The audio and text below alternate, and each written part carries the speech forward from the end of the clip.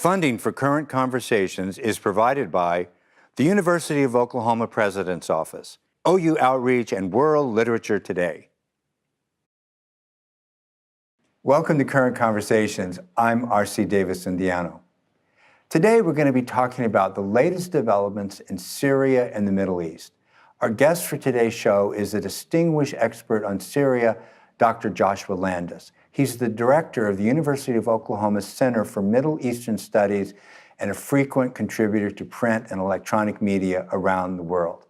Today's show will be the first of a two-part series in which we discuss the major players in Syria and then go on to discuss the forces that are shaping Syria's future. Join us for this fascinating conversation.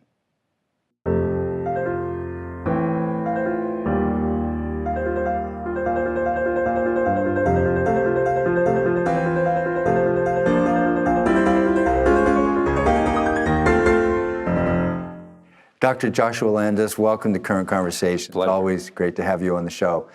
I thought it might help our viewers in this new year if we did kind of a recap of what's happened in Syria since 2011, since the Arab Spring, particularly with a focus on the sort of major players in the country. Does that sound good? Sure. Could we start with President Bashar al-Assad? It just seems like he's been all over the map. There was hopes at one time that he would be part of a new democracy. Could you talk a little bit about his evolution as a leader in Syria? Sure. To understand Assad and why this civil war has really descended into such a brutal conflict, it's important to understand who the Alawites are. The Alawites are a religious community that live along the coast of the Mediterranean in Syria. They're about 12% of the population of Syria, and they're a heterodox Shiite religion. What does that mean? That means that they are not viewed by Sunni Muslims, or even really by Shiite Muslims, as being true Muslims. They're a little bit like, if we wanted to do a gross generalization, bring it into an American context, like Mormons. They add a book and they add a prophet. Mm-hmm. And if you're a liberal Muslim, you could say that's fine. But if you're not, then you would say they can't do that. They can't add these other things, and they're not Muslims. And that's been a fundamental problem. Under the Ottoman Empire, which ruled Syria until World War I, the Alawites lived in abject poverty. There were no roads in their area, no schools. Very few Alawites were educated. It only was when the French conquered Syria in 1920 that Alawites began to be integrated into society in a really meaningful way. They came out of their mountains along the coast and began to live in the cities and mix and become integrated into Syria. Many Alawites went into the army. Under the French. The French built an army. The Alawites signed up in droves because they were poor. They wanted a new suit of clothing, 3 square meals a day, and they became overrepresented in the army. When the French left after World War II, the Alawites, in a period of instability, rose to the top of the army and were in a position to take it over. And Bashar al-Assad's father, Hafiz al-Assad, in 1970, took charge of Syria in a coup d'etat, threw out the other people, and the family has been ruling Syria ever since 1970. And they've ruled it by surrounding themselves in a security state that's in the army and the intelligence, by putting other Alawites, family members first, then other members from their own clan and village, and then ultimately from their own religious group at the top. Now that government's a kind of centralized presidential regime, right? Yes, it is. So it's not democratic. It's not democratic at all. Right, There is all of the architecture of a republic that was left by the French. So there's a cabinet, there's a president, there's elections every 7 years, there are parliamentary elections, but they're all rigged. And the face of the government, the cabinet, the government that we see, is largely Sunni. The Sunni Arabs make up about 70% of the Syrian population, 65 to 70. Then there are other minorities. The Kurds who are also Sunnis, but they're a different ethnic group, different language, so forth, live in the north. They're about 10%. And then there are 5-6% Christians, there's Druze, Ismailis, but 12% Alawites. So on the face of it, the government seems very mixed and seems to represent all the different groups of Syria in an ideal fashion. The trouble is, behind that face is the backbone of the regime, which is the army, the intelligence forces, the security apparatus, which is heavily biased and quite sectarian in favor of the Alawites and other minorities that are fearful that should the Sunnis take power, there would be an Islamic State, they'd be discriminated against and marginalized. So they have served as a Praetorian Guard, watching over this state and keeping, to a certain extent, a secular veneer on the state. Let me take you back to the Arab Spring. I mean, there was some thought, I think, at the time that al-Assad, Bashar al-Assad, could be part of the Arab Spring in a positive sense, part of a loosening and an introduction of democracy. Was that ever really an option, or were people just projecting something on him that couldn't be? You know, they were projecting. When he came to power in 2000, his father died in 2000. He came to power as a very young guy in his 30s. And he had been a doctor. He'd been trained for a year in London. He married a lovely British woman of Syrian origin who was a Sunni. So he was clearly trying to nation build through his marriage. And she had worked for Morgan Stanley, was a face of modernity, and brought a lot of fresh air into the presidential palace. It would be encouraging, yeah. People were very hopeful. And there were a lot of plans to open up Syria. They'd brought in the internet and satellite TV, which was there, but it was illegal. So they'd opened it up. Tourism was growing by leaps and bounds. Tons of modernization, economic modernization. They'd introduced modern banking, all kinds of things that hadn't been there. Syria had really been a sort of, not a North Korea, but it had been a socialist state that had been locked down. So they opened it up. They were not going to reform politically. No democracy. But they were trying to gallop ahead with economic reforms, neoliberal economic reforms, moving away from socialism, privatizing industry, selling it off. Now, a lot of that was done with a high level of corruption. The people around Assad were getting lots of those industries.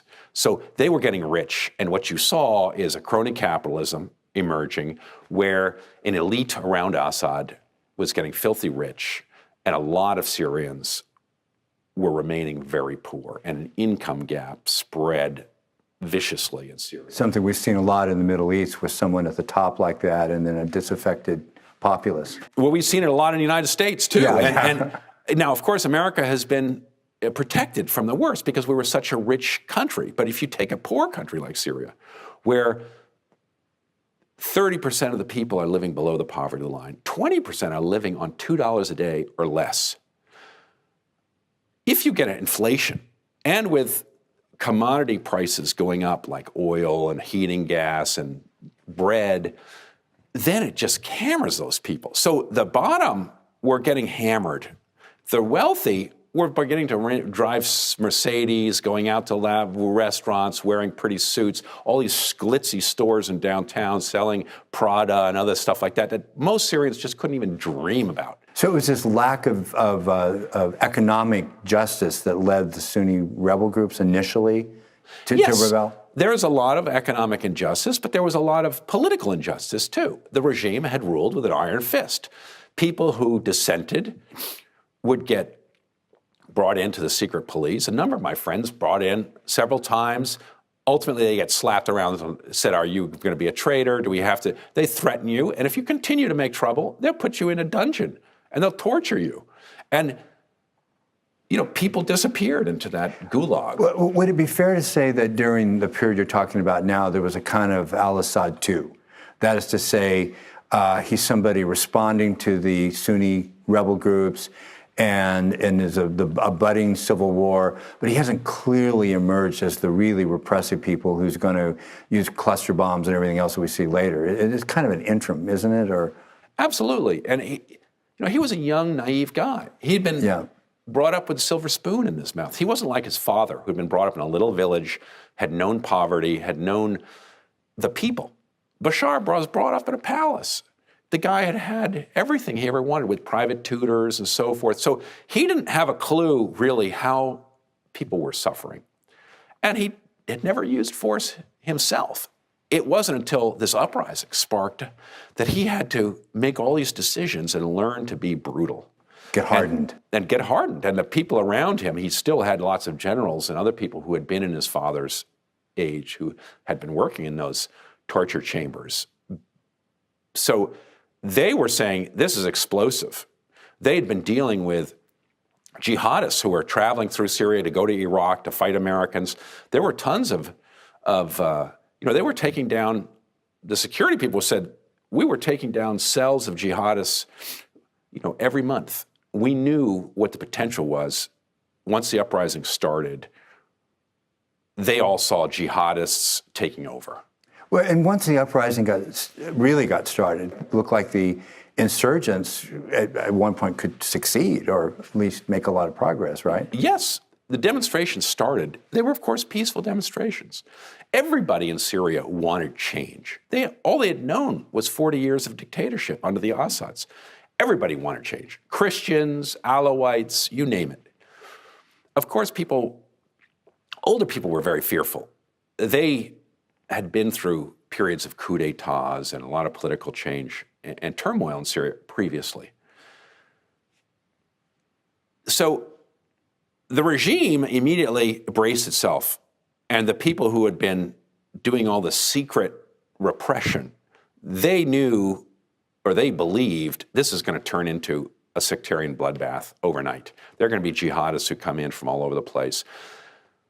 The average young person who's 25 had never known real sectarian violence or anything. He just wanted change. They wanted to get rid of Assad, have elections, or have something new, and have justice. They didn't know how. Most people were very politically naive. So those demonstrations, the government at first didn't know what to do with them. Tried beating people with sticks. Then they tried shooting a few demonstrators, seeing if they could scare them off. And things just got out of control very quickly. And quite rapidly, elements in Syrian society began to get armed. And there were already, March 15th, as the demonstrations started, by the middle of April, there were ambushes by some militant groups that began to kill officers and so forth. But that came relatively slowly, but it spun out of control pretty quickly. By the end of 2011, all kinds of militias were springing up, what was called the Free Syrian Army, and people from neighborhoods began to gather, get guns, and form secret cells. Well, would it be fair to say that then there's a third al-Assad, a third period of his leadership, where he is just hardened and is willing to bomb hospitals, bomb schools, playgrounds, whatever it takes to disrupt supply lines? He doesn't care about the casualties and the civilians who are dying.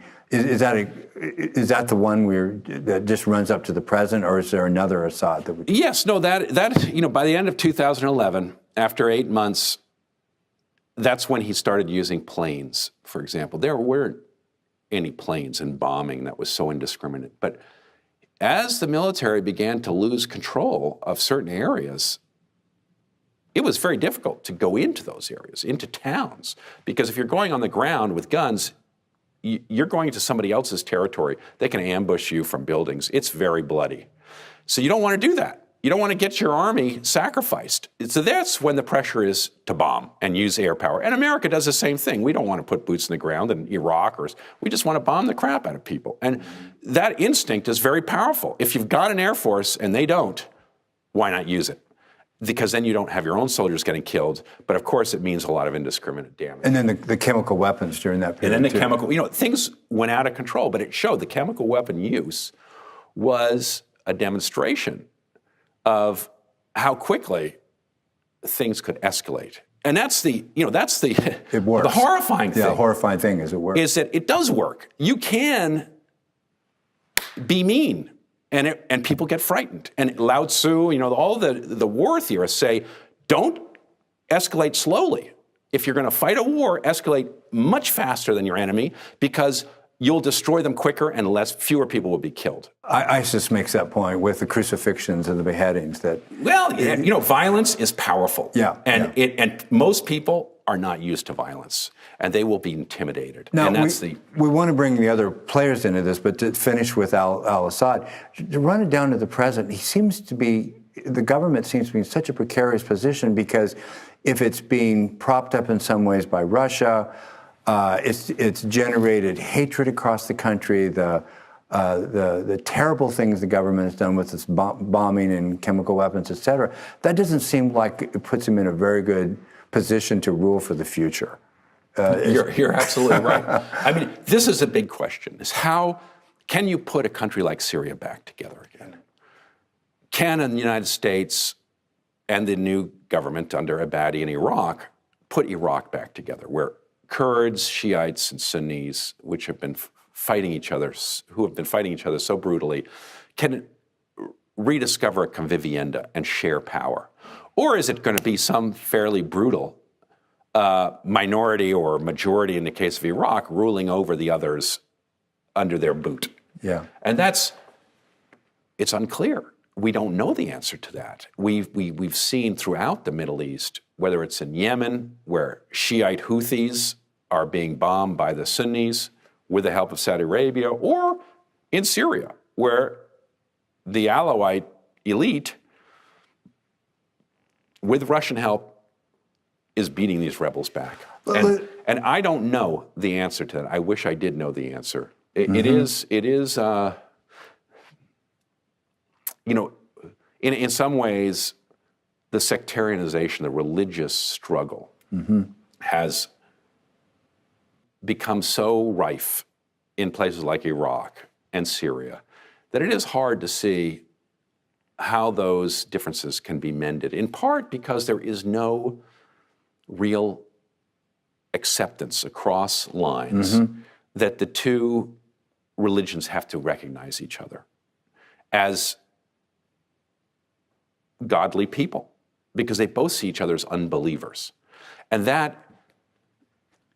that's a fundamental problem. Well, and that brings us to a very complex player, the Sunni rebel groups. It's not a single player, I know, but could you talk a little bit about the evolution of the rebel groups that the U.S. wanted to call moderates early on, and maybe were there any moderates, and how have they developed as a group? This is a term that's befuddled people, and to a certain extent, there are over 1,500 rebel groups in Syria today. The real problem is that it's not George Washington uniting 13 states in a new nation to throw out the British. The rebels people in Syria organized around family, clan, village, in order to defend their neighborhood, their village. And various personalities, strong men, call them what you want, emerged, took up guns, and got their cousins and others, and became the dominant power in each village. They don't want to put themselves under the village that's 3 villages away, who they see as strangers and potentially oppressors. So you've got tons of little militias. It's made it very easy for the government to divide and conquer them. The only militias that have really expanded from north to south are Islamist militias that share this ideology, common ideology of Islam. In some ways, Assad has monopolized the nationalist ideology, saying we want to separate church and state, we're the minorities, we're not going to let religion creep into this at all.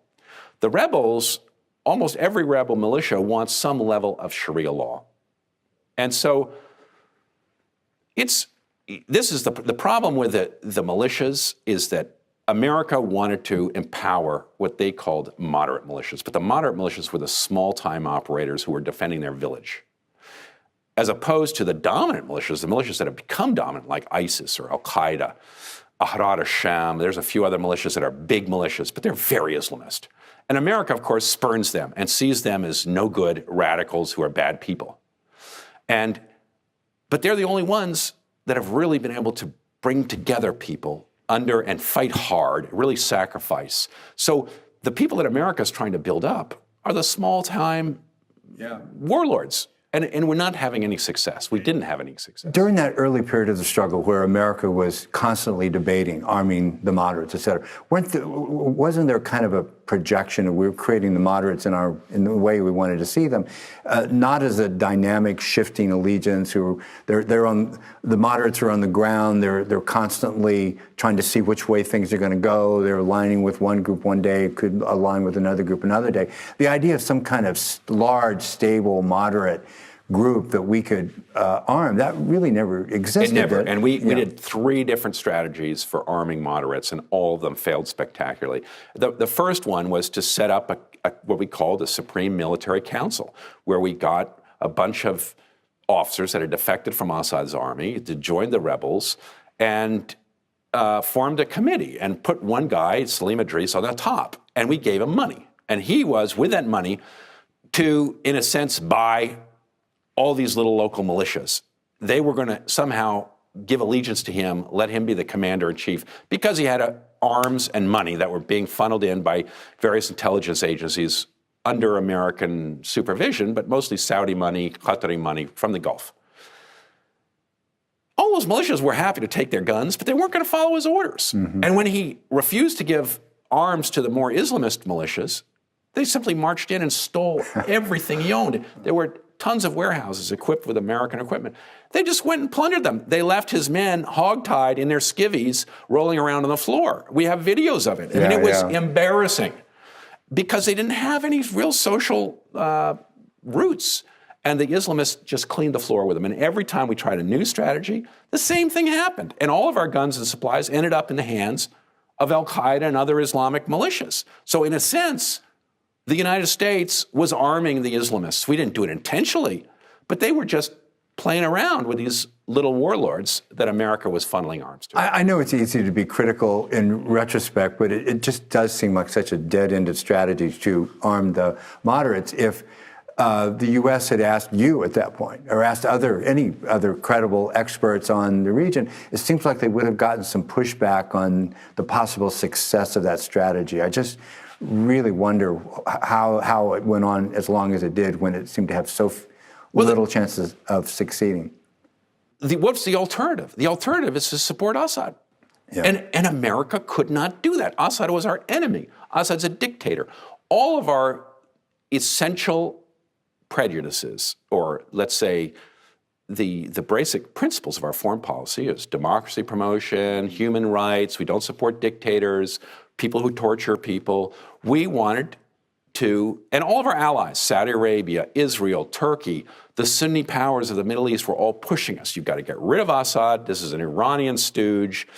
We're going to get rid of the Shiites, and you're going to put a Sunni ascendancy that will be loyal to Turkey, Saudi Arabia, America in place, and that will counterbalance the damage America had done in Iraq by putting in a Shiite power that was beholden to Iran. And weren't we during this period actively talking about democracy somewhat in the American model, as if it could just be transplanted from here over there and they would peacefully go to the polls and vote and right. form political parties and all that kind of thing, as if that were on the verge of... There were people who, hoped that could be the outcome. Right.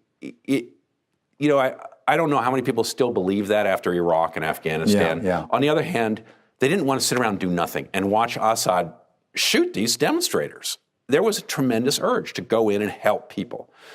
Obama made his statement in 2011, Assad's got to step aside. That was, in a sense, a fateful moment, because the reason he did it was because all the intelligence agencies of the United States were certain that were gambling that Assad was going to fall fairly quickly. Alawites only 12%, Sunnis 70%. It's going to happen. He's going to fall. So it really was cost-free for Obama to say he's got to go. And he had been an enemy. He was an enemy of all our allies. There was no interest group in Washington and no ally that was trying to defend him. And we weren't going to put boots on the ground ourselves. That's it was aspirational. Yeah. It was a completely aspirational statement. Yeah. He's got to go. We support democracy. But then it didn't happen. Assad was much more powerful than we had given him credit for. And the Iranians jumped in, Hezbollah jumped in from Lebanon, Shiites from the whole region began to take his side. So even as we pumped in more arms in Saudi Arabia, particularly the Gulf, pumped in more arms to the Sunni rebels, Shiite allies of Assad were pumping in arms to him and Russia ultimately. So there was escalation going on. And that's what caused so much of the damage, because both sides were escalating. But America wasn't going to escalate seriously because we didn't really have a dog in the fight. We didn't want to go against Russia. But we were willing to sound as though we were going to escalate to some extent. If they used weapons of mass destruction, there was a red line that would cross it. And turns out we weren't serious about that. We were not serious about it. We were serious about the red line. Now, let me just go back to the red line of 2013, use of chemical weapons. Obama had said that there is a red line. You cannot use weapons of mass destruction, certainly not chemicals, that there is an international norm. There's no law, but there's an international norm. And he did uphold it. He got Assad to cough up all of his chemical weapons. He got them out of the arena of war. That's right, yeah, I remember now, yeah. And they're gone. So he kept the red line. The trouble is that red line, everybody, all the activists, the opposition, the rebels, and Saudis and Turks, everybody else thought, okay, Assad crossed the red line, now America's going to pound him. And they wanted America to change the balance of power in Syria, hurt Assad enough that the rebels could win. But Obama didn't want to do that because he knew that once he stepped in, it would be, the Powell doctrine. You break it, you own it. And he didn't want to own it. He didn't want to get America into a third Middle East war. He had run his campaign on the fact that our intervention in Iraq was stupid. He was going to get us out of Afghanistan and Iraq. He did not want to get us into Syria. Listen, we're right in the middle of talking about the major players in Syria.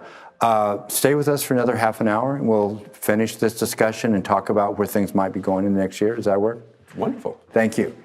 I am so glad that you could be with us today. Join us next week for part 2 of this important discussion about Syria. Thank you for joining us.